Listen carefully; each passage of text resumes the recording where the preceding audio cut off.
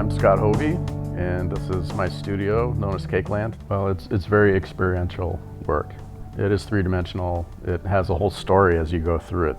Looking at one of my pieces is sort of a process, especially my installations. You know, there's a threshold you have to pass. You have your experience of entry. You get your overall sort of like vibe, which is then suddenly challenged because there's a lot of dark things thrown in there, and it's hard to capture that with a picture. You gotta do it. I grew up next to a graveyard. That was where I grew up, basically, is running through a graveyard in San Rafael. I had it all to myself. I felt very comfortable among the graves. I'd bring my friends in there at night and scare them, you know.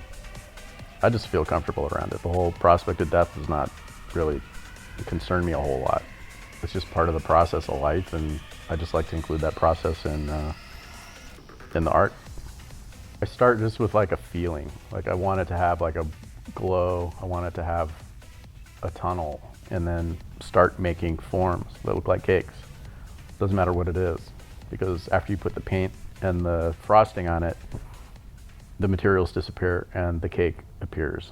That's all part of my evil plan, to lure people in with the beauty and then clobber them with the challenge of the scary aspects. I love people to have their own experience, and people have a lot of different experiences. Some people get scared occasionally. Some people will just leave. They don't want to be around it. One time I had a guy take off his clothes and just sort of look at himself. Just walk around like, he felt really beautiful, I guess. I just feel comfortable around it. I mean, ultimately I do these works to live with them.